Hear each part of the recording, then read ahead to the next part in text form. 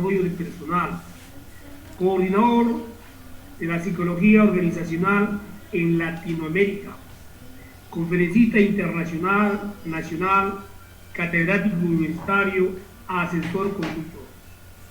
El maestro Luis Morocho Vázquez ha sido reconocido como embajador del Congreso Iberoamericano de Psicología del Trabajo en Acapulco, México, año 2018. También tiene el Premio Regional de Psicología 2013 del Colegio de Psicología de la Libertad, Premio Iberoamericano de Recursos Humanos, Premio Nacional 2010 en Psicología Organizacional, autor de Test La Persona Humana, autor del libro Las Técnicas Proyectivas en la Evaluación Psicológica, miembro del Comité Científico de la Asociación Latinoamericana de Rochal y otras técnicas proyectivas.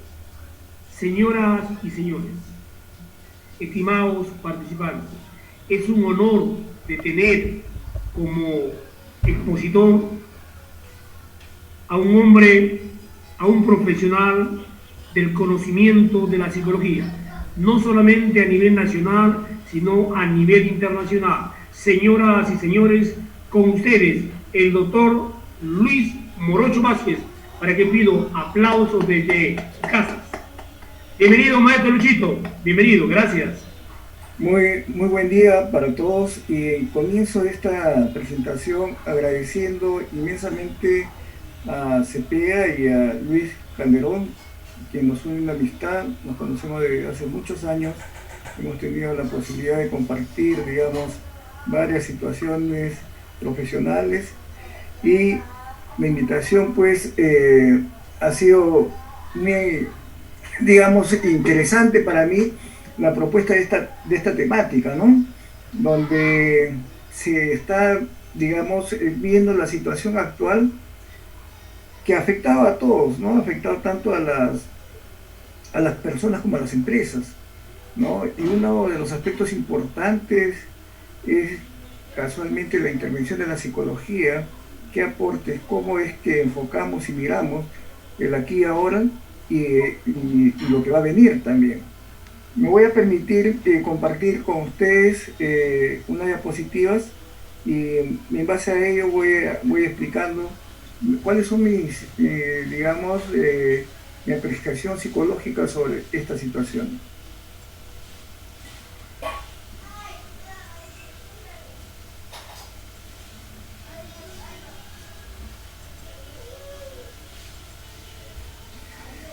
Quisiera que me confirmen, ¿se ve bien el PowerPoint? Sí, maestro Luchito, sí se ve.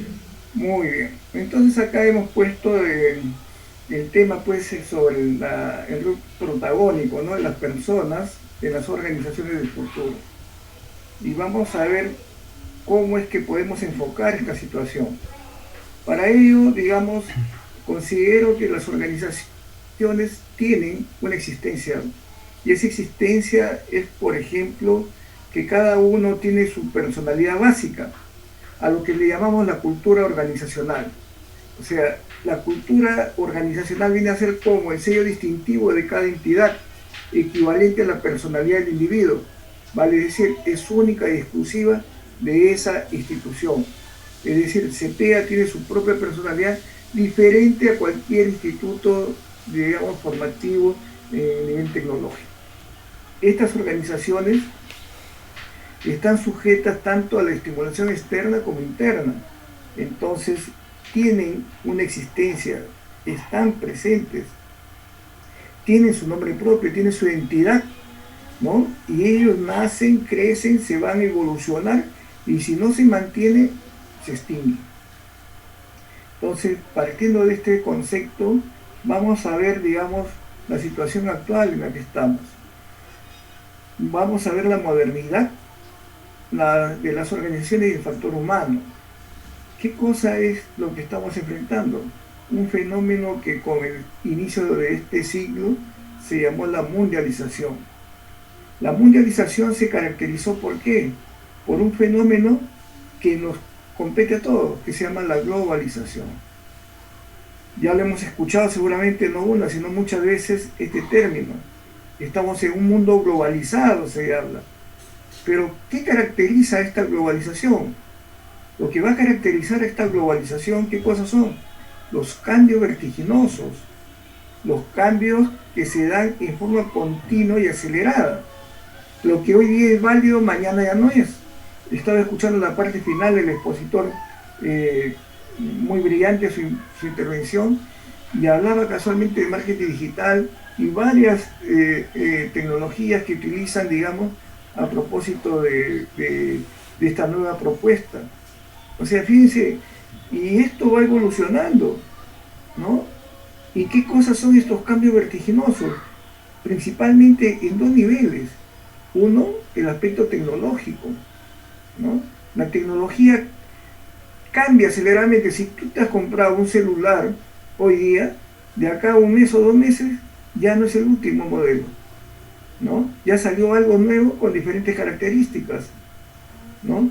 Es decir, la tecnología avanza a pasos agigantados en el día a día, pero ello también, ¿por qué? Porque también hay cambios en los conocimientos.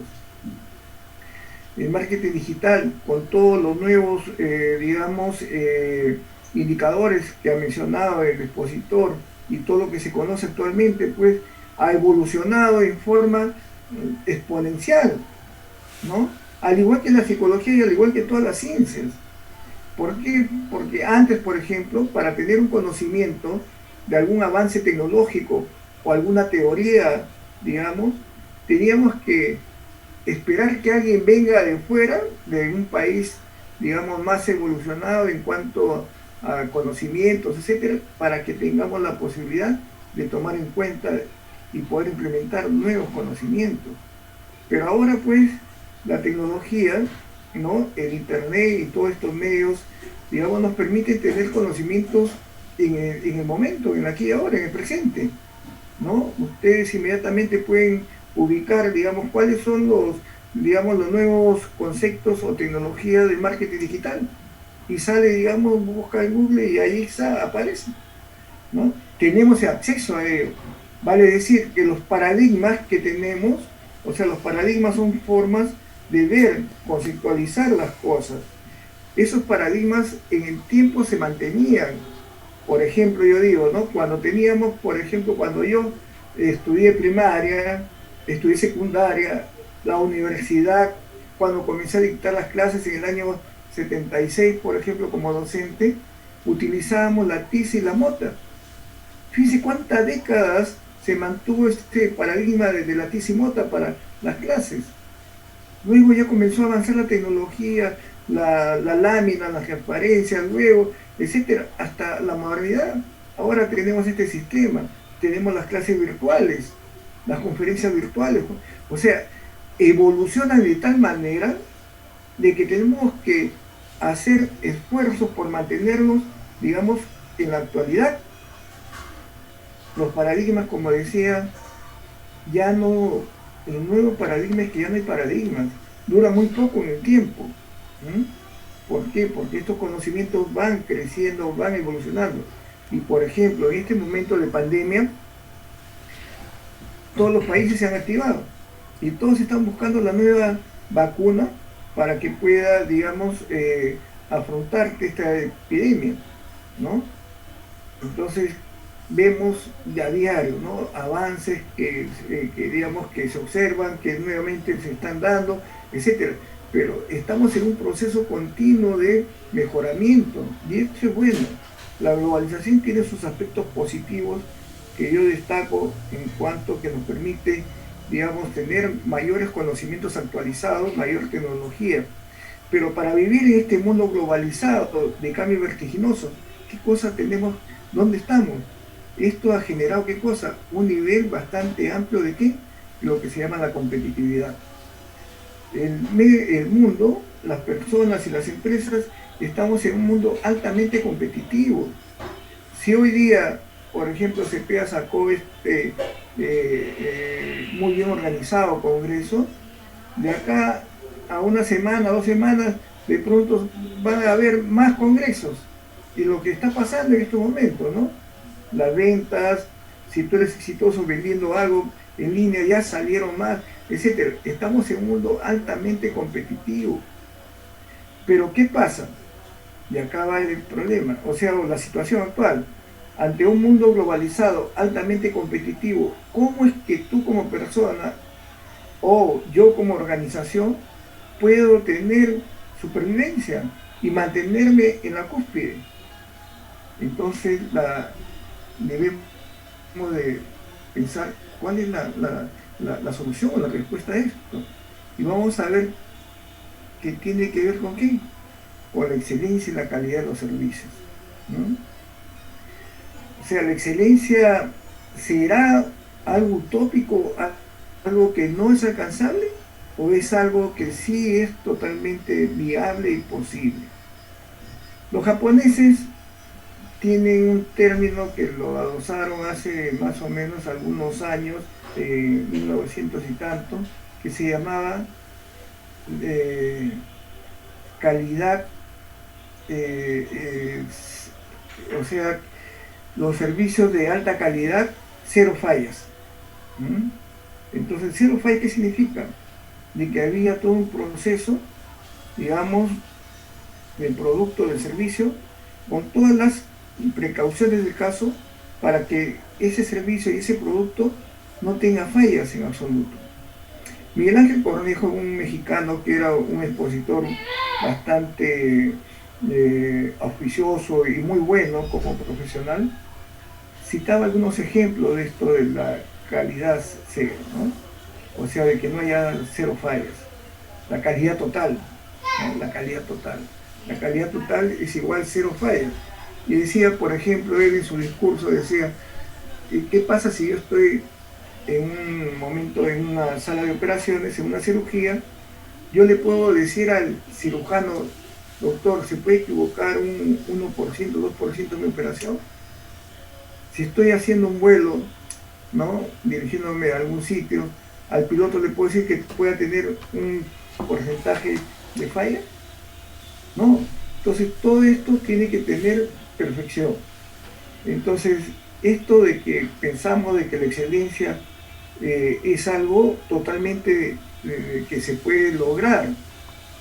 ¿Y cómo es que tú distingues y cómo es que tú puedes, digamos, estar a las expectativas de la situación actual? Hay dos aspectos que yo considero que son importantes para llegar a la excelencia. Uno es, digamos, perdón, la excelencia se va por dos aspectos principales. Uno, lo que llamamos el valor agregado. ¿Qué cosa es el valor agregado? Es superar las expectativas del cliente y dar algo más de lo esperado, ¿no? Ahora ustedes ven, por ejemplo, ustedes van a una agencia bancaria, ya les están colocando un televisor con algunos, digamos, programas de cómicos, etcétera. O sea, le están dando algo más, ¿no? Y ustedes van, digamos, en 2x1 en las tiendas. O sea, están buscando, digamos, darle algo más al cliente, pero ese algo más que se llama valor agregado, que hace que supere las expectativas del cliente, debe ir adosado también con un segundo elemento, que los japoneses llaman el Kaizen. ¿Y el Kaizen qué cosa es? La mejora continua. O sea, todos los días aprendemos algo nuevo, ¿no? Y por lo tanto, ese 0.5, por ejemplo, de conocimiento nuevo, lo tenemos que implementar en nuestra actividad cotidiana. Entonces, valor agregado más Kaizen, o sea, Kaizen, ¿qué cosa es? El aprendizaje continuo, ¿no? Entonces hay un cambio continuo que nos va a permitir, ¿qué cosa es? Excelencia. O sea, la excelencia significa superar, digamos, las expectativas del cliente. Mejora continua, más valor agregado, siempre vamos a estar primero, ¿no? Entonces, ¿qué significa esto? De que para la situación, para el mundo globalizado, altamente competitivo, los comportamientos humanos medianos o bajos ya no tienen cupo. Ya no tienen cupo. O sea, lo que tenemos que dar, tanto las organizaciones como las personas, ¿qué cosa es? Excelencia. O sea, ¿qué tenemos que dar uno como profesional, yo como profesional tengo que dar excelencia. ¿Qué tengo que hacer? Darle un valor agregado, ¿no? Por ejemplo, el colega, yo, digamos, compartir los conocimientos, compartir, digamos, el material, compartir, digamos, damos algo más de la simple exposición, por ejemplo, ¿no? Damos algo más del conocimiento que tenemos y podemos poner ejemplos, etcétera. Superar expectativas es lo que deseamos. ¿Para qué? Para lo que decía en la sesión anterior, para fidelizar al cliente. ¿Cómo lo fideliza al cliente? Dando valor agregado y mejora continua. ¿Mm? ¿Y quiénes son los que dan, digamos, la excelencia en la calidad de los servicios? Pues ustedes seguramente me dirán con toda certeza el factor humano. Fíjense lo importante del factor humano. El factor humano es definido por todos los autores como el intangible más valioso de las organizaciones. O sea, es el motor, es el genoma humano, yo le llamo, ¿no? El genoma humano es, digamos, lo que activa la organización y lo que le da vida a la organización. Entonces, para llevar a cabo, digamos, y enfrentar la situación actual, ¿qué tengo que tener de personal? ¿Qué personal es el que me va a poder ayudar a mí como organización a que puedan ingresar a este mundo competitivo globalizado con éxito? Es mi factor humano. Fíjense lo importante que son ustedes como profesionales, como técnicos, ¿no? Para una institución. O sea, ustedes como personas calificadas, por ejemplo, ya están en condiciones de dar excelencia en sus servicios. Superar expectativas de sus clientes, ¿no? Tanto su cliente interno como externo, ¿no? Cuando uno tiene un trabajador, un colaborador totalmente, digamos, excelente en su producción, yo no lo voy a hacer todo lo humanamente posible para mantenerlo en la empresa. O sea, te vas a fidelizar y digamos, y se va a dar ese lazo, digamos, en el que, caramba, se necesita tus servicios. ¿Mm? Entonces, volviendo a esto, el factor humano es el intangible más valioso, por eso hay que cuidarlo. Por eso en estos momentos, por ejemplo, tenemos que ver qué persona que está postulando a mi organización, a mi empresa, es la más calificada para poder cumplir con esta situación de excelencia. ¿Sí?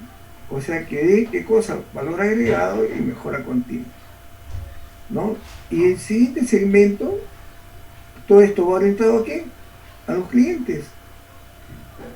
Fíjense, antiguamente se pensaba que los clientes eran la base principal de toda organización, ¿no? Pero este paradigma cambió, pues, ¿no? Porque ¿qué hago yo si tengo clientes pero no tengo factor humano, digamos, que brinden los servicios o los productos que son solicitados? ¿Cuántas empresas han caído? Casualmente con una gran infraestructura, con capital y todo, pero con un factor humano no adecuado. Entonces ha colapsado y ha terminado, digamos, extinguiéndose. Entonces, esto es lo que primero yo quería enfocarlo para situarnos en el aquí y ahora, en este mundo globalizado, altamente competitivo, que nos exige a las organizaciones y a nosotros como personas, como colaboradores, llevar la excelencia, ¿no? Buscando siempre mejorar y buscando siempre dar algo más de lo que nos están solicitando, ¿no? A propósito de eso, y ustedes que escuché que están siguiendo mi investigación y las mismas asistentes de gerencia, ya tenemos una palabra que es cotidiana, tal vez en el ATACOP, ¿no? Que estudiamos, que se llama competencia, ¿no? Entonces, las actuales instituciones y empresas hacen gestión por competencia. ¿Qué significa la gestión por competencia? Dirigir al personal por este modelo, digamos, de administración. Para definir esto, yo les presento lo siguiente. Digamos, el marco de las competencias vamos a tener, digamos, un primer nivel. Este nivel es el conocer, ¿no? ¿Qué equivale al conocimiento? Pero este conocimiento lo tenemos en base a dos instancias. Uno, el conocimiento empírico, la experiencia que uno tiene. Desde que nacemos estamos aprendiendo, ¿no? El niño, por ejemplo, cuando nace, apenas tiene hambre, expresa su necesidad, por ejemplo, a través del llanto, ¿no? Si no viene el pecho a darle, digamos, a gratificarlo en esta necesidad, pues el llanto se vuelve más intenso. Pero esa, por ejemplo, gratificación de esa necesidad fisiológica, el hambre, se va a ir modulando. Entonces, si bien es cierto, al comienzo la mamá le da el pecho cada vez que lloraba, ahora le va a dar cada 2 horas, cada 4 horas, cada 6 horas y así. Y el niño va aprendiendo. O sea, la conducta humana, más del 90% es aprendida, ¿no? El 10% es instintiva. Entonces, fíjense todo el conocimiento que vamos acumulando a lo largo de la vida. ¿Cuánto conocimiento tenemos de todo lo aprendido en la experiencia que tenemos de haber vivido con personas, de haber vivido situaciones, etcétera? Todo eso, el conocimiento de experiencia personal, se va a sumar al conocimiento formal que veamos, ¿no? O sea, en la escuela, ¿no? En la universidad, ¿no? En estos cursos, etcétera. Ese es, digamos, el aprendizaje académico, es un aprendizaje formal, estructurado, ¿no? Con objetivos muy claros, muy bien definidos. Sumando experiencia, consciente empírico, el conocimiento formal, constituye ese know-how, constituye el capital intelectual que tenemos todos, ¿no? Nosotros tenemos ese capital intelectual, ese conocimiento, que lo vamos a poner en juego ante cualquier situación que se nos presente. Pero no basta tener conocimiento para decir que tenemos las competencias. Hay un segmento más en las competencias al cual llamamos el poder, ¿no? El poder significa yo puedo hacer esto, ¿no? Y para ello yo debo tener, ¿qué cosa? Debo tener aptitudes y habilidades, ¿no? Lo que llamamos las capacidades. Actitud, no todos tenemos la misma actitud. Si no todos hubiéramos sido como Messi con Maradona, pues, ¿no? Dedicarnos al fútbol y llenarnos, digamos, de bastante dinero practicando el deporte. Pero ustedes son muy buenos, por ejemplo, en su formación, en su profesión, ¿no? Entonces, cada uno va a tener, digamos, unas actitudes y habilidades que son diferentes, ¿no? Hay un librito que se llama El principio de Peter, Lauren Peter, ¿no? Y Lauren Peter nos dice que todos tenemos un nivel de incompetencia. Vale decir, de que yo puedo ser muy competente en mi función. Yo les cuento una experiencia que tuve, por ejemplo, a propósito de este principio de Peter, ¿no? Yo trabajé 14 años en el Banco de la Nación como funcionario, fui jefe de la sección de evaluación y selección de personal, luego acabé como jefe de la división de bienestar, ¿no? 8.000 trabajadores a nivel nacional. Y tenía una secretaria, fue mi primera secretaria, muy buena, excelente. Me organizó todo, digamos, el archivo, tenía, digamos, la agenda, los contactos, etcétera. Excelente secretaria. Luego de año y medio, 2 años que estuvimos, hubo un proceso, digamos, que hicimos para que se acojan un incentivo económico de trabajadores antiguos y nos dejaron vacantes. Entonces, Marita era secretaria, su categoría era técnico, no, oficinista 5. Entonces me dio la posibilidad para poder ascender, porque yo estaba en el área, porque era jefe de la sección de evaluación y selección de personal. Nos competía eso también y los méritos que había tenido como secretario. Entonces yo dije, bueno, Marita, te vas como técnico 5. Hice un cambio bastante de grupo ocupacional, cambiaba de administrativo operativo al grupo técnico y ganando, digamos, también un sueldo mayor. Fue mi peor equivocación, no por ascenderla, sino porque le cambié de funciones. O sea, ya no era la secretaria, sino ella era técnico. Y por la naturaleza de las funciones de la oficina, por ejemplo, yo le pedía unos estadísticos, esto, y ella no había sido formada para eso. Me decía, yo no entiendo, no sé. Además no me gusta, a mí me gusta lo que yo hacía. ¿Mm? O sea, la saqué de un nivel de competencia y la llevé a un nivel de incompetencia. ¿Mm? O sea, por eso esto es importante, que cuando hablamos de competencias tenemos que tener estos conceptos claros. Hablamos de competencias en cuanto al conocimiento, en cuanto a las aptitudes al poder, pero también hay un segmento que es importante, el querer. O sea, en querer, ¿qué cosa está? La motivación. O sea, yo quiero, a mí me gusta hacer esto. ¿Mm? No a todos nos gusta hacer de todo. A algunos no les gusta, por ejemplo, la cocina, ¿no? A algunos no les gusta el deporte, no les gusta el fútbol, ¿no? Y es totalmente válido. O sea, cada uno tiene sus propias necesidades. Toda motivación surge de qué? De una necesidad, ¿no? Que busca gratificarse a través, digamos, de una conducta para llegar a un objetivo. O sea, no todos tenemos las mismas motivaciones. ¿Mm? Entonces es interesante tener esto claro. Pero al conocer, al poder y a querer, se suma algo que es importante. ¿Cuál es es el hacer? O sea, la actitud ya con C, la conducta.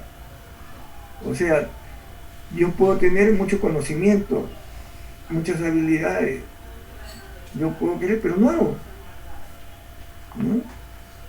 En este mundo de subempleo, por ejemplo, hay muchos, de pronto, gente que se formó como profesionales, todo, pero no está haciendo lo que tiene las competencias, le conoce, puede, le gusta, pero por estos motivos de, digamos, de que no hay la posibilidad de que puedan, la oportunidad laboral para insertarse, están haciendo unas tareas totalmente diferentes.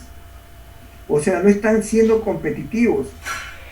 Una persona es competitiva, ¿se acuerdan del segundo segmento de la diapositiva anterior? Ser competitivo, ¿qué significa? Poner en evidencia las competencias. O sea, poner en evidencia, ¿qué significa? Que ejecutas, que haces lo que tú conoces, puedes y quieres, lo actúas. Ahí te está volviendo competitivo. Entonces, en esta pirámide que he podido detallar sobre gestión por competencias, vamos a ver, digamos, qué cosa es esta definición de competencia, ¿no? Llamamos el conjunto de conocimientos, actitudes con C y con P. Y acá viene una palabra que es clave en competencias, para el éxito, ¿ya? Cuando tú pones evidencia tus competencias, estás siendo exitoso. Y esta palabra exitoso yo la asocio a lo que veíamos en la diapositiva anterior, cuando hablábamos de excelencia. La palabra exitoso, la persona que es exitosa es porque está dando excelencia, porque está dando valor agregado y mejora continua. Yo pregunto, ¿qué sienten ustedes cuando hacen algo que conocen, pueden, quieren y hacen? ¿Qué sentirán? La respuesta debe ser, ¿cuál? Satisfacción, autorrealización. Es importante esto, ¿no? ¿Cuántos de ustedes, por ejemplo, se sienten contentos, satisfechos de hacer lo que están haciendo? Por ejemplo, si tú has estudiado para asistente de gerencia, ¿no? Y estás ahorita, por ejemplo, en una entidad, ¿cómo te sientes tú? ¿Te sientes satisfecha? Tú conoces, puedes, pero ¿quieres? De pronto no. O sea, fíjate, conoces, puedes, pero de pronto no quieres hacer. ¿Por qué? Porque te pagan poco. Porque los ambientes no son los adecuados. Lo que pasa en el sector público, ¿no? Muchos de los empleados públicos conocen, pueden, pero no quieren. O sea, su peor día de trabajo es el día lunes, ¿no? Después de estar ausente sábado y domingo, volver de nuevo al mismo ambiente de trabajo, con los mismos compañeros, compañeros, con los mismos clientes, etcétera, y con el mismo sueldo, con la misma situación. O sea, hay esto que se llama, y mal llamado a veces, la desmotivación, ¿no? No se sienten motivados a hacer un trabajo adecuado y no quieren. Y cuando alguno de estos segmentos, o sea, conocer, poder, querer, no están presentes o están mediatizados, ya no produce satisfacción, sino que insatisfacción. O sea, vas de mal humor, vas, digamos, en un aspecto negativo. ¿Y qué cosa vas a crear?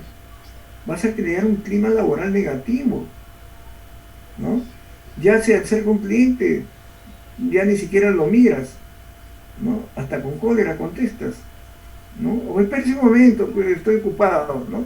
Oiga, pero estoy llegando, ¿no? O sea, eso me está expresando una insatisfacción de esa persona, ¿ve? Y no porque no conozcan ni que no pueda hacerlo, sino que no quiere hacerlo. ¿Mm? Entonces, esto, por ejemplo, para una gestión por competencias es importante que tengamos el personal adecuado, digamos, para que podamos dar excelencia. No se olviden que si no tenemos el personal adecuado, la organización va a sufrir. ¿Mm? Y yo decía que es un organismo, la empresa, ¿no? Es como lo que nos pasa a nosotros. Si uno de las unidades orgánicas no funciona bien, afecta a todo el sistema, ¿no? En la organización es lo mismo. Cada colaborador es una parte de ese organismo. Si esa parte no está bien, va a afectar a los demás, ¿no? Y es lo que yo le decía, esto puede verse en un clima laboral negativo, ¿no? Lo que tenemos que hacer es, por ejemplo, si tú vas contenta, vas feliz a tu trabajo, ¿no? Incluso quieren que no haya domingo, ¿no? Porque están totalmente identificados. La mejor, digamos, logro que pueden hacer ustedes en una gestión con el factor humano es que la gente se identifique con la institución, ¿no? Y yo he visto que hay buen manejo en algunas empresas donde los trabajadores están totalmente, altamente motivados. ¿Mm? O sea, llegan con gusto al trabajo, incluso algunos se llevan hasta el trabajo a su casa y lo siguen haciendo no como castigo, sino con gusto. ¿Mm? Como yo digo, duerme con el photocheck, ¿no? Camina con el photocheck por la calle, ¿no? Están totalmente identificados con la institución. O sea, estás contento con lo que haces y eso produce sinergia. La sinergia es la energía positiva que comienza a emanar de cada uno, fluye, ¿no? Y contagia en un ambiente de clima positivo. O sea, estamos contentos, estamos felices, trabajamos en equipo, se siente un clima y una atmósfera positiva. A eso tenemos que llegar. Cuando tú estás contento y satisfecho es porque estás dando lo mejor de ti. Para mí lo mejor de uno, ¿qué cosa es? El amor. El amor es vida. El amor es productividad. ¿Mm? Y ese aspecto es importante, digamos, para que ustedes puedan sentirse bien y hacer sentir bien a los demás. Lo que llamaba el colega, ¿no? Ese mapa de la empatía, ¿no? O sea, yo te comprendo, tú me comprendes y estamos emanando energías positivas, psicológicas positivas, en que nos estamos estimulando positivamente. Ese fluir, que ahora se conoce como la psicología positiva, es importante en una exitosa gestión. Entonces tenemos, por ejemplo, la selección de personal a futuro, ¿no? ¿Qué cosa es lo que significa esto? Fíjense, los que están siguiendo administración, sobre todo, tienen un concepto muy claro, muy definido de lo que es la selección de personal, ¿no? Y los textos dicen textualmente esto, ¿no? ¿Cuál es el objetivo de todo proceso de selección? Es identificar el postulante idóneo para un puesto. ¿Mm? Entonces, bajo esta propuesta, bajo un modelo de gestión por competencia, es el que vamos a llevar a cabo, es este. En un proceso de selección de personal yo tengo que identificar el postulante que conoce, puede, quiere y sabe hacer lo que dice. cuando yo identifico el postulante que tiene todas estas esferas de las competencias, yo digo, identifiqué a este personaje. ¿Mm? Y por lo tanto voy a ingresar a la institución una persona motivada, una persona que conoce, pues, pero satisfecha. O sea, va a llegar pilas, va a llegar con una buena disposición al trabajo. ¿Mm? Eso es el objetivo que se habla de postulante idóneo, ¿no es cierto? Porque la palabra idóneo es muy subjetiva. Tanto es así, por ejemplo, que para ustedes, por ejemplo, su pareja es el hombre o la mujer perfecta, es el idóneo para ustedes. Pero de pronto para su amiga, para su hermana, para su familia, no es el idóneo. O sea, la palabra idóneo es subjetiva, pero digamos, profesionalmente no, la subjetividad no nos debe de ganar, más aún si hacemos un proceso de selección. Lo idóneo sería, como le digo, identificar la persona que conoce, puede, quiere y sabe hacer lo que dice.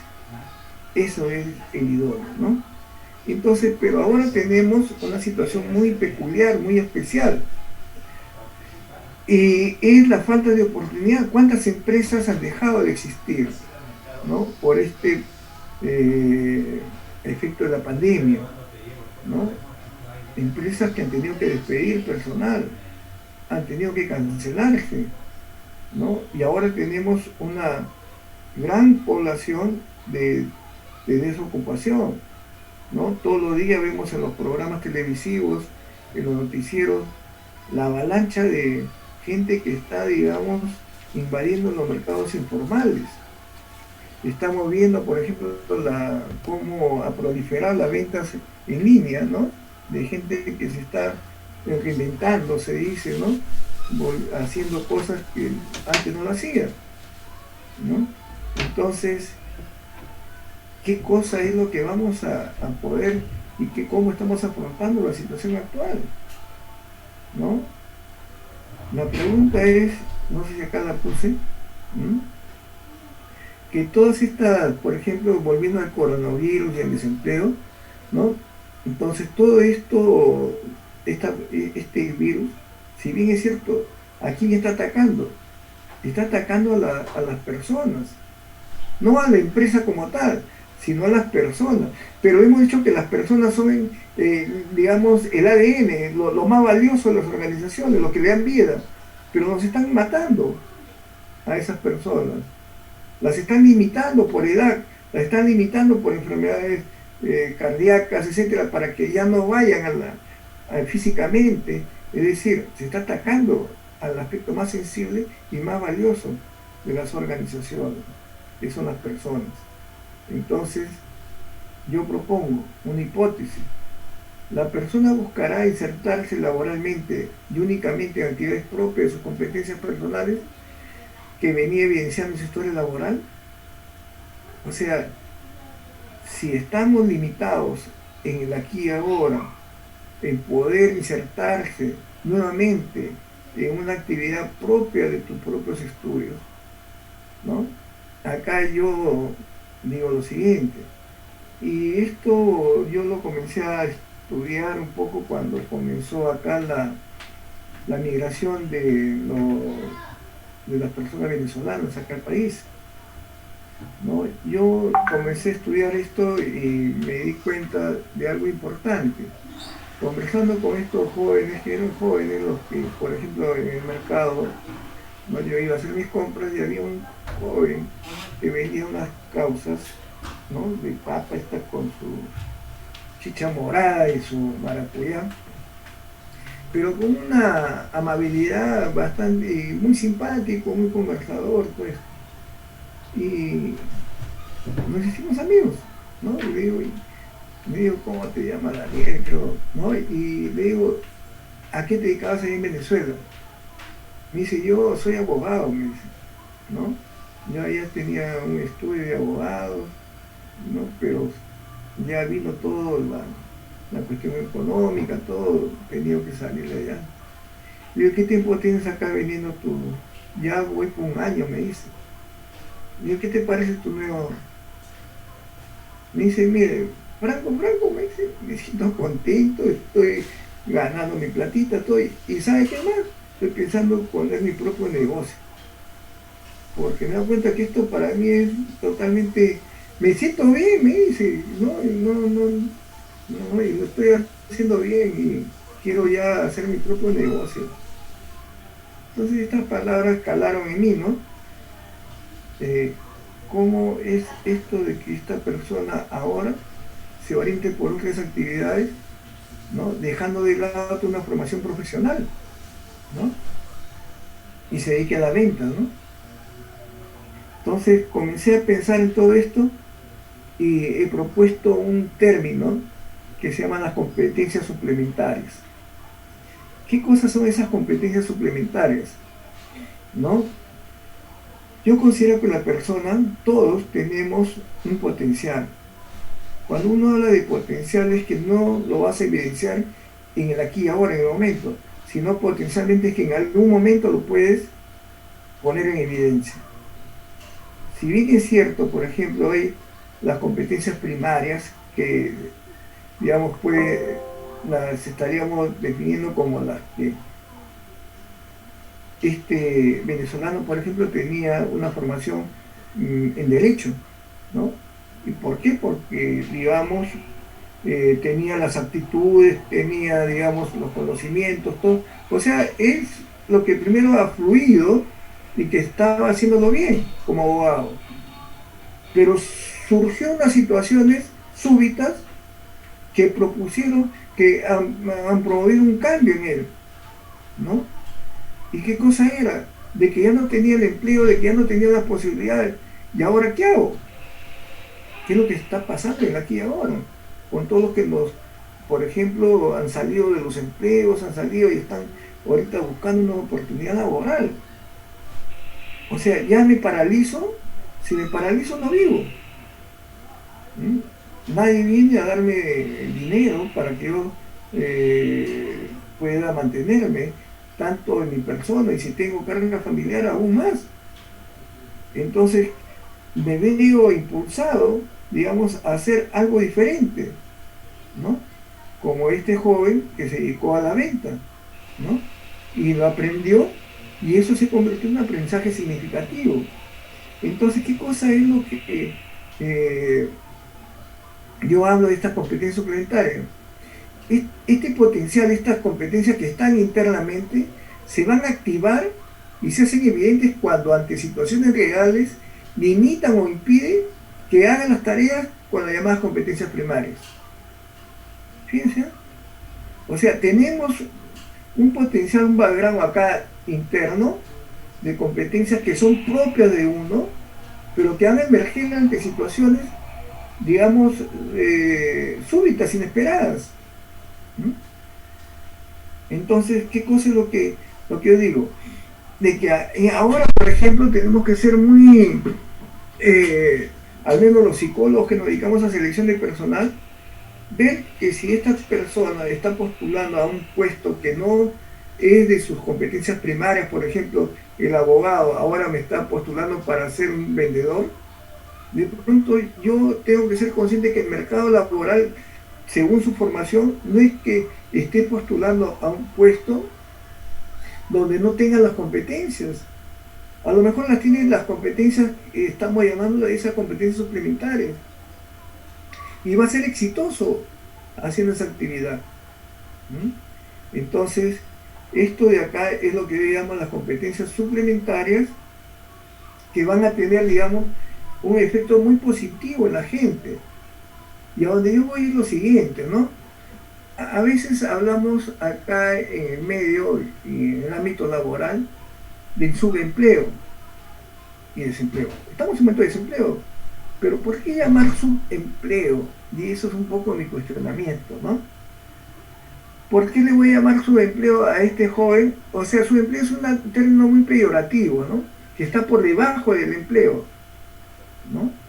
Oye, pero si este joven, que era abogado, que es abogado y ahora está de vendedor y está siendo exitoso haciendo su venta porque está ganando su dinero, ¿no? Está ganando su dinero y está haciendo algo que es propio de él. Sus competencias son de él. O sea, él tiene la habilidad, él tiene, digamos, la facilidad de palabras, tiene digamos, una buena empatía con la gente. O sea, eso le pertenece a él, ¿no? Y él lo está evidenciando en su cotidiano actividad laboral y está siendo exitoso. Esas son las competencias suplementarias que él las tiene. Entonces yo, ¿por qué voy a ser peyorativo al decir, está subempleado, está haciendo... No. ¿Y esto qué ha generado en la gente? Algunos, por ejemplo, hasta vergüenza, ¿no? De decir qué están haciendo actualmente, ¿no? Y acá yo puse unas imágenes, ¿no? De lo que antes estaba en una oficina con su computadora y ahora está pues en ventas. Y está contento. O sea, ¿por qué tiene que avergonzarse de algo que es propio de él? ¿No? O sea, tenemos que ser también bastante objetivos, digamos, en poder, digamos, dar la posibilidad a las personas de que hagan y se manifiesten con todo su potencial. O sea, la situación de esta emergencia sanitaria, de esta situación de pandemia, nos está obligando a reinventarnos, ¿no?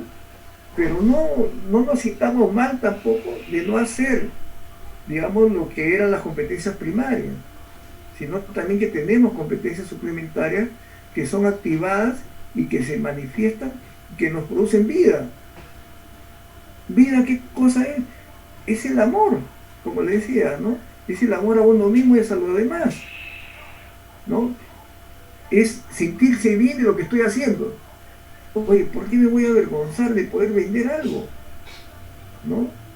Si está en mí, yo he decidido, yo tengo varias opciones, pero yo decido, ya, esto es lo que a mí me gustaría pues hacer en estos momentos, ¿no?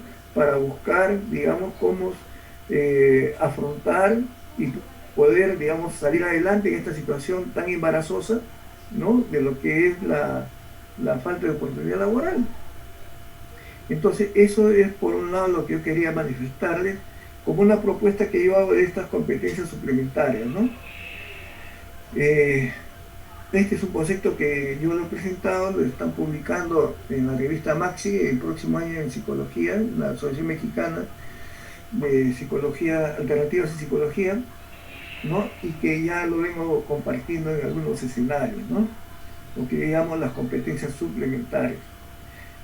Todo esto va orientado a dos aspectos según el tema que me han solicitado para hoy día. Por un lado, que ustedes en su formación profesional y técnica que están siguiendo, deben ser conscientes de que su formación y el mayor, digamos, digamos, lo que ustedes deben valorar como estudiantes, los que están en la actualidad haciendo esta función de estudiantes, tienen que hacer una inversión en su conocimiento, ser los mejores, digamos, profesionales en cuanto a los diversos métodos y técnicas y conocimientos científicos que hay sobre su temática, ¿no? A eso ustedes le tienen que sumar lo que ustedes por algo han escogido esta profesión, porque tienen esas actitudes. Por ejemplo, una asistente de gerencia, pues, tiene que tener una capacidad empática, tiene que tener una buena capacidad de análisis, tiene que ser muy proactiva, adelantarse a los hechos. O sea, todas esas competencias ustedes las tienen, ¿no? Tienen conocimiento que lo están llevando a cabo en su formación académica, ¿no? Les gusta lo que están haciendo, por eso lo han escogido, ¿no? Nadie les ha puesto una pistola en la cabeza y ha dicho, no, tienes que estudiar esto, si no, te mato, ¿no? No están siendo obligados, ¿no? Entonces, si tienen todo esto, ¿qué cosa es lo que tienen que hacer? Tienen que hacer lo que yo les digo, dar un servicio o producto de excelencia. Nuevamente, insisto, a lo que ustedes hacen, dar algo más, un valor agregado. Esto en mis tiempos, ¿no? Cuando iba a la bodega, iba a la bodega del chino de la esquina, decíamos. Le decía, dame un kilo de azúcar que me habían mandado a comprar. Sí, mi yapa, me da un caramelito. La yapa es el valor agregado. Eso que decía ir siempre a comprar a la misma bodega, ¿no? Lo que llama fidelizar al cliente, lo que hablaba el anterior expositor acerca del marketing, ¿no?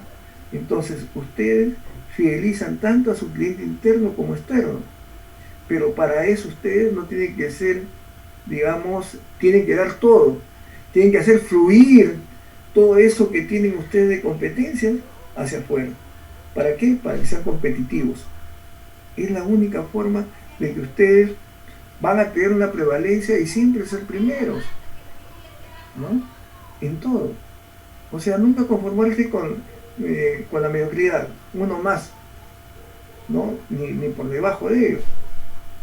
O sea, no me conformo con, ¿no? El examen, que pase con 11, pues, pero paso, pues, ¿no? Esa mediocridad es, digamos, una enfermedad que no debe estar ningún profesional.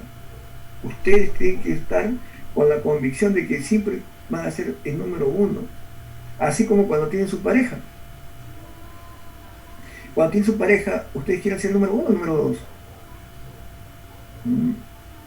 Yo creo que masivamente dirán el número uno, ¿no? Y para eso, ¿qué tienen que dar? Mejora continua, ser cada día mejor y dar un valor agregado, ¿no? Digamos, en su vínculo amoroso, ¿no? Es la forma de fidelizar, o si no, ya después le salen los cachitos, ¿no? Es decir, tiene que haber un buen complemento, y todo esto siempre en todas las actividades de tu vida, porque no podemos estar disociados, ser excelentes acá y no ser excelentes allá. Y segundo punto sobre esta situación de la pandemia es que si por algún motivo hay, digamos, y vemos gente que está haciendo en forma muy positiva y muy buena una labor que es distinta a la que venía ejerciendo, pues felicitarlo, ¿no? Y no verlo como un subempleado, no verlo como una persona que está haciendo algo que denigrante a su condición profesional. No, está en evidencia lo que él tiene, lo que él posee, ¿no? Y lo está haciendo muy bien, porque es de él. O sea, no tenemos por qué minimizarlo o tener una actitud, fíjate cómo está, no, hay que ver el factor humano, el aspecto humano, ser sensible a esto, ¿no? Porque ahora se está dando, y yo felicito a las personas que también son emprendedores, que buscan, digamos, salir de una situación diferente y afrontar las cosas de forma diferente, totalmente válido. No sé si hay preguntas, Luis, si el tiempo ya estamos.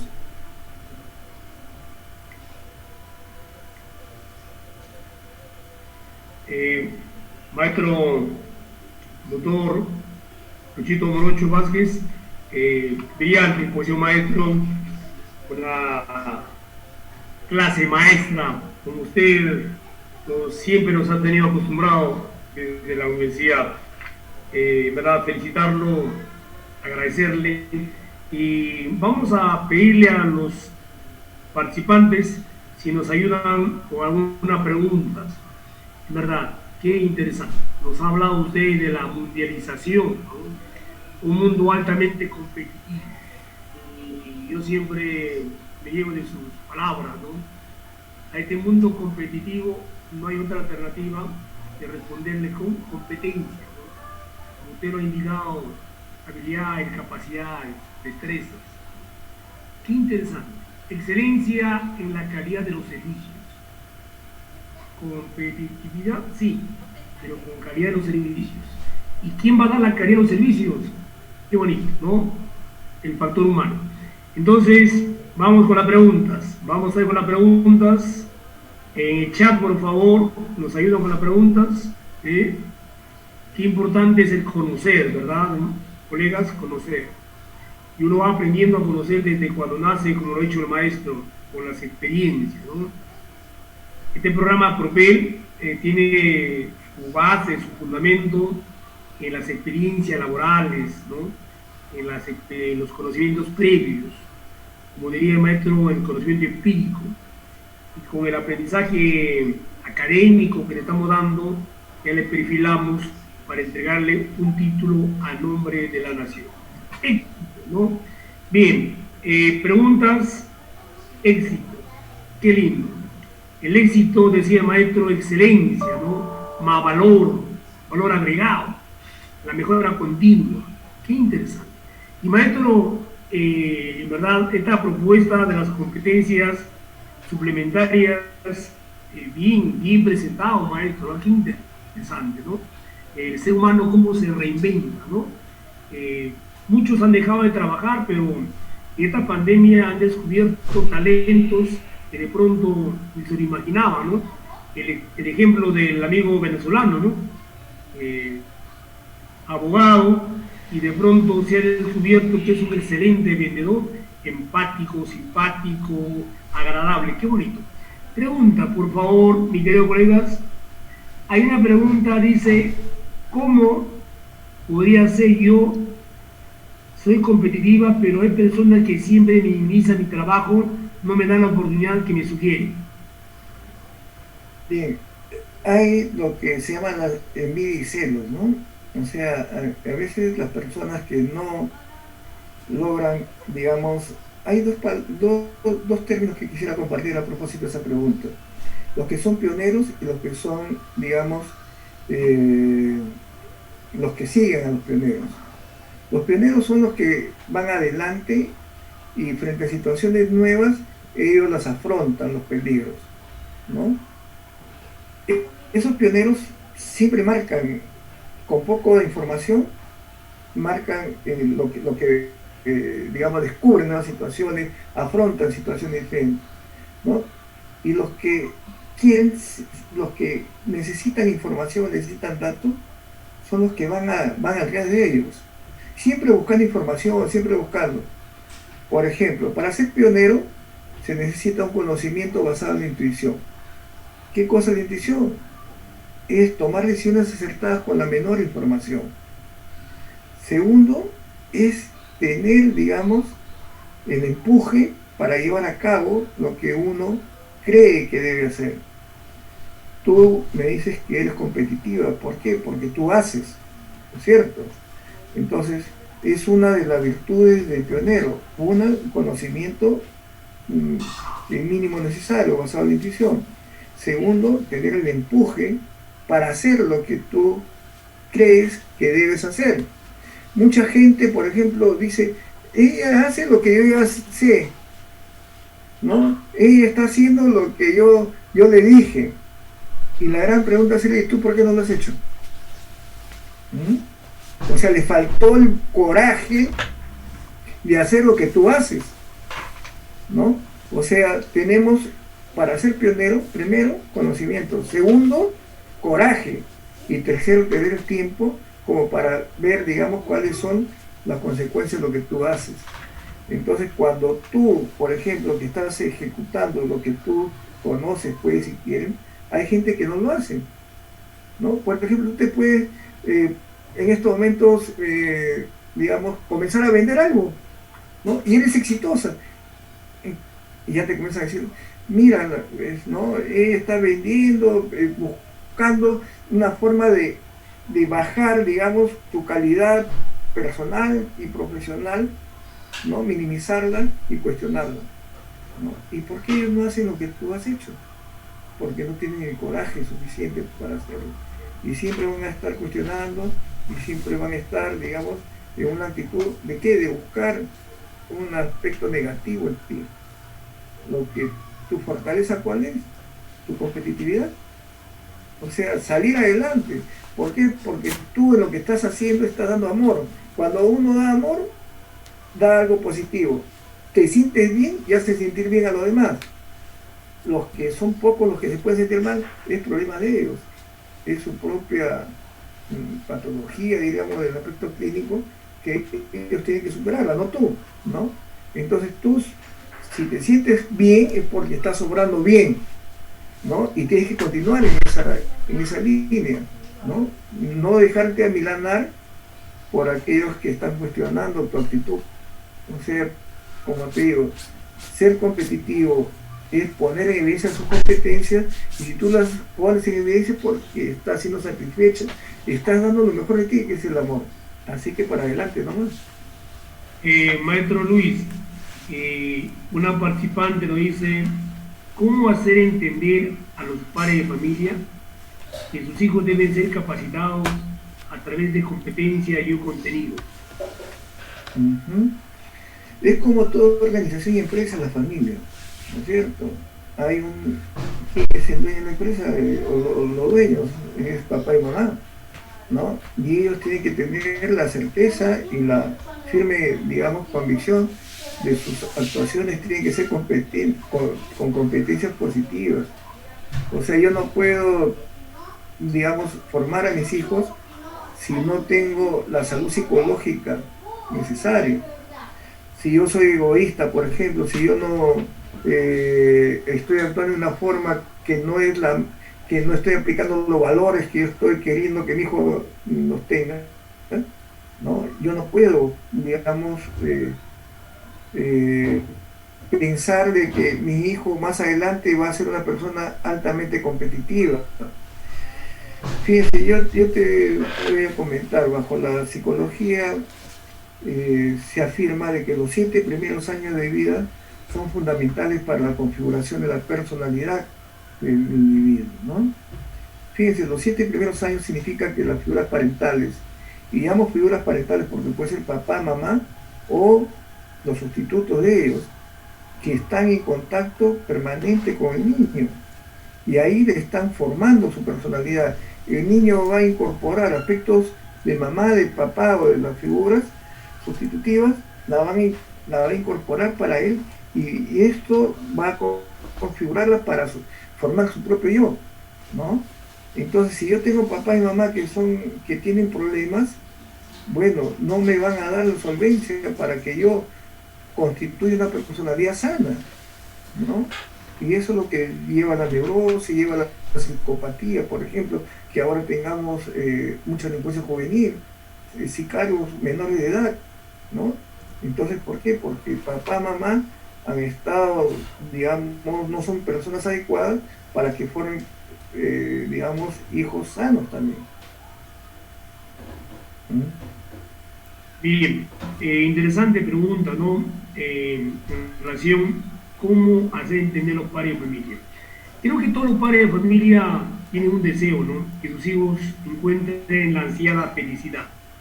Y cuando hablamos de término felicidad, cada uno es feliz a su manera de ser, pero hay una generalidad, ¿no?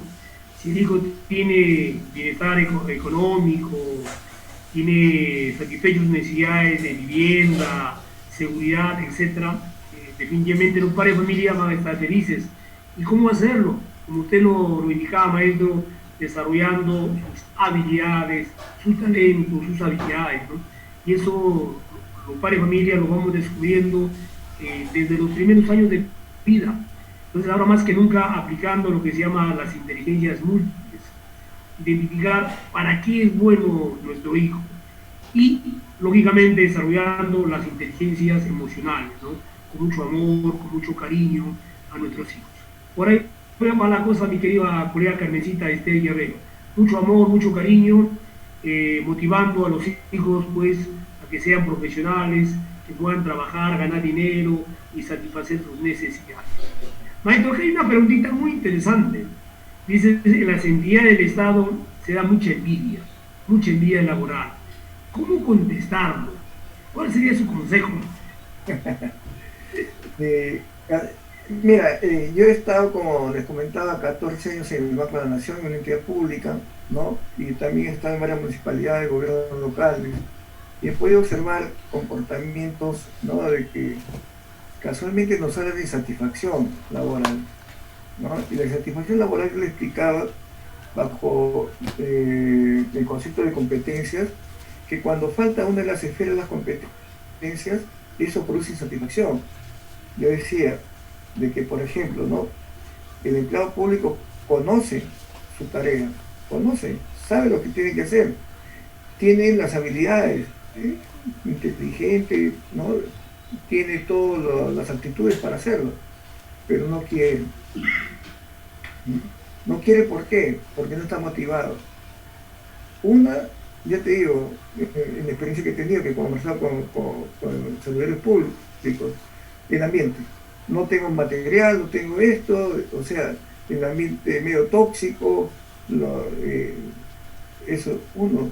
Dos, de que no están de acuerdo con los salarios, no me pagan lo que es, etcétera. Tercero, que los clientes vienen ya predispuestos a presionarme, a exigirme, ¿no? O sea, todo esto, digamos, hace que no esté motivado para dar una buena atención. No se justifica, definitivamente, pero hay que trabajar de eso. Por eso, cuando tú tienes un esquema de gestión por competencias, tienes que hacer un diagnóstico para saber cuál de estas esferas son las que están produciendo insatisfacción en tu fuerza laboral. Identificando ello, tienes que hacer problemas, si es motivación, problemas motivacionales. O sea, tienes que hacer programas de motivación para que esas necesidades que tenga el trabajador sean superadas. Yo te cuento como anécdota, bueno, y ahora lo digo porque esto fue hace muchos años. En el año 85, digamos, se hizo un proceso de invitación a los trabajadores para que se cojan un programa de incentivos. El objetivo era 1.200, se fueron 1.100, ¿no? Hicimos un programa y dejaron bastantes posibilidades de crecimiento del personal. Pero lo interesante fue lo previo. En el diagnóstico que hicimos una semana, estuvimos con todos los jefes de sucursales y agencias a nivel nacional en Huampaní, ¿no? En un evento digamos, de capacitación.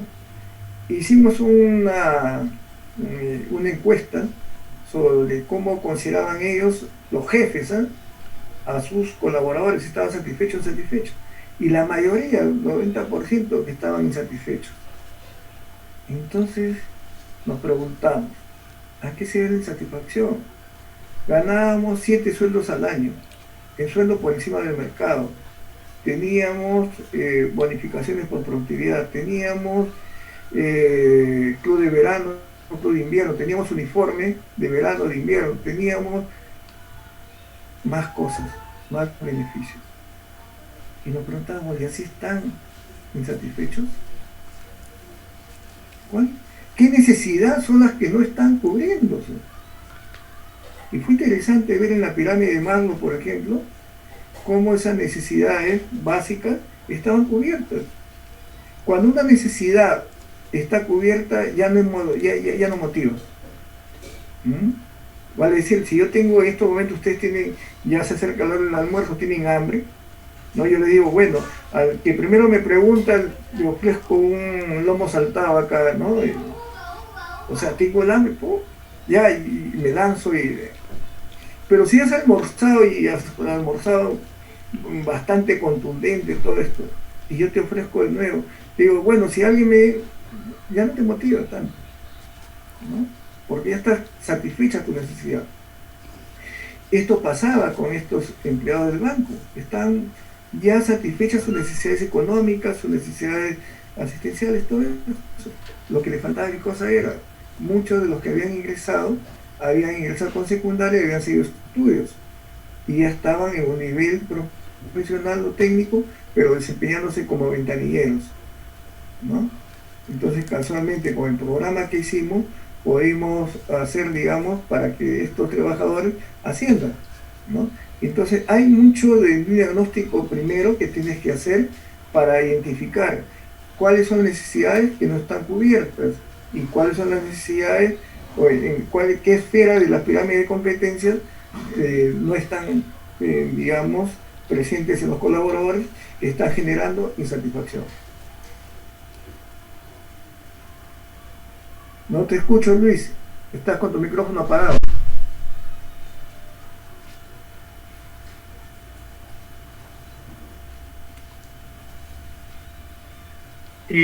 Una pregunta final, maestro Luis.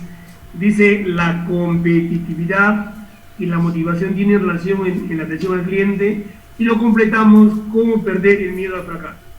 La competitividad y la motivación tienen relación a la atención al cliente y cómo perder el miedo al fracaso, preguntas que nos hacen los participantes. Y con esta pregunta final, maestro, por favor. Bien, la competitividad significa pues que tú estás evidenciando lo que tú tienes en tu interior. ¿Qué cosa es? Tu conocimiento. Porque el conocimiento, por ejemplo, tú ahorita te estás capacitando. A mí me puede capacitar la empresa como lo han hecho, por ejemplo, me pagan mi capacitación, pero mi conocimiento no se van a quedar en la empresa, sino se quedan conmigo y yo la voy a poner en evidencia en mi labor. Esa competencia y conocimiento es tuyo, tus actitudes son tuyas y tu motivación es tuya.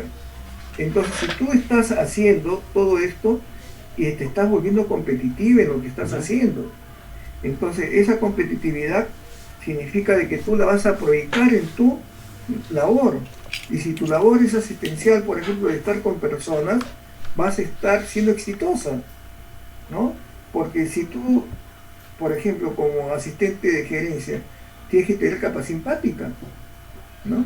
O sea, yo llego, me tienes que saludar, ¿no? Aunque te cueste, pero enséñame tus hoyitos, pues, ¿no? Me enseñas tus hoyitos, me dice buenos días, caramba, ¿no? O sea, tienes esas actitudes, tienes esas capacidades y esas habilidades. Por eso es que estás siendo competitiva, ¿no? Porque estás colocando lo mejor de ti, está fluyendo lo que tú tienes al servicio de los demás, ¿no? Y eso, digamos, es lo que te va a valer, ¿no? Para que seas, digamos, y te consideren una persona competitiva. Y nuevamente digo, competitiva vas a ser siempre y cuando, o sea, se va a poner en evidencia tu mejora continua y tu valor agregado que haces. Ahí es donde fidelizas a tus clientes, ¿no? Y la siguiente pregunta era sobre, si me haces acuerdo, Luis. Sí, ¿cómo enfrentar al fracaso? Ah,